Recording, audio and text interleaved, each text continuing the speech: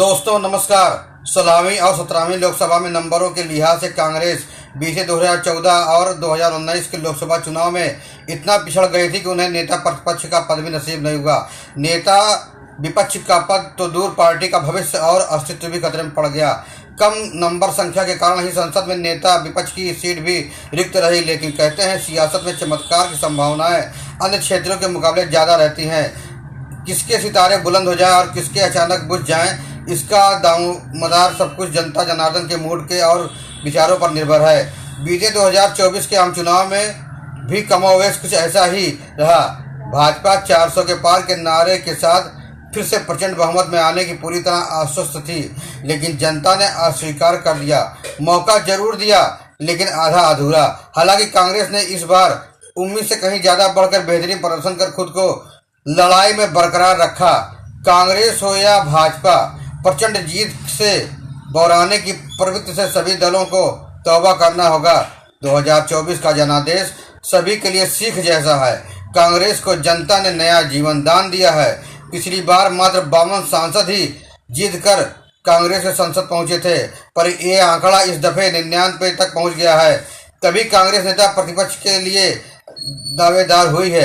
अच्छे नंबरों से पास होने का ही नतीजा है कि नेता विपक्ष के लिए राहुल गांधी के नाम पर ताजपोशी होनी विपक्षी धड़े की ओर से मुकर्रर हुई है। पर जनता का संदेश पक्ष और विपक्ष दोनों के लिए बराबर है। बहरहाल गठबंधन राजनीति में नेता विपक्ष के पद को पूरे 5 साल तक सुचारू रूप से यथावत रखना भी किसी बड़ी चुनौती से कम नहीं होगा।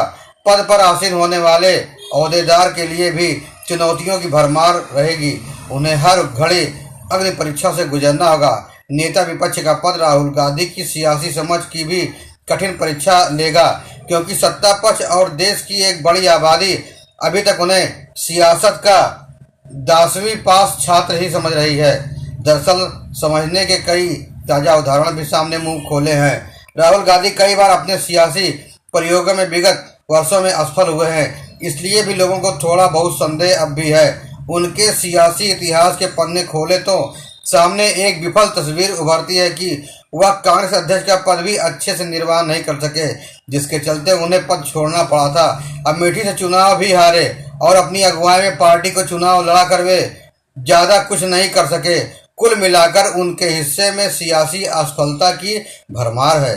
लेकिन इन गुजरे वर्षों में अच्छी बात यह रही कि लगातार हारने के बावजूद भी उन्होंने हिम्मत नहीं हारी, सियासी मैदान में डटे रहे, खुद को साबित करने के लिए भारत जोड़ो यात्रा निकाली, जिसमें लोगों का समर्थन भी हासिल किया है। यही कारण है कि जनता ने उन्हें थोड़ा उन पर भरोसा जताया है। खैर, राजनीति में असफलता ज़्यादा मायने नहीं रखती। कोई भी हार सकता है, क्योंकि ये पुरानी और बेजान बातें ही हैं। अपने राजनीतिक करियर में राहुल गांधी पहली मर्तबा कोई संसदीय ओहदा संभालने जा रहे हैं। 18वीं लोकसभा में वह नेता विपक्ष की भूमिका में होंगे, जिसे इंडिया गठबंधन के तकरीबन सभी प्रमुख नेताओं ने अपनी स्वीकृति प्रदान की है। नेता विपक्ष का पद कांग्रेस को 10 साल बाद नसीब होगा। राहुल नेता विपक्ष बनने वाले गांधी परिवार के तीसरे सदस्य होंगे। इसके पहले उनके पिता तत्कालीन प्रधानमंत्री राजीव गांधी और माता सोनिया गांधी रह चुकी हैं।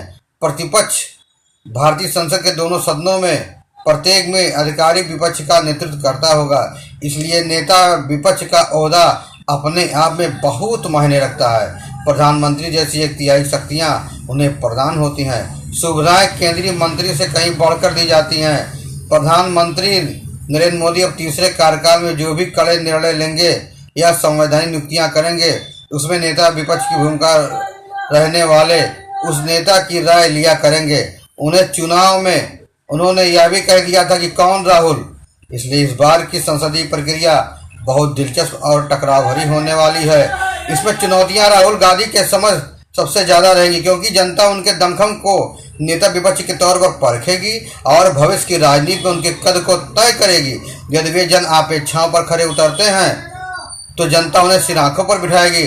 अगर वे जन अपेक्षाओं पर खरे नहीं उतरते हैं तो जनता उन्हें नकार भी देगी। इसलिए राहुल गांधी को बहुत सोच समझकर आगे बढ़ना होगा, और जिससे जनता में उनकी पैठ बन सके। धन्यवाद। फिर मिलेंगे नई खबरों के साथ। धन्यवाद।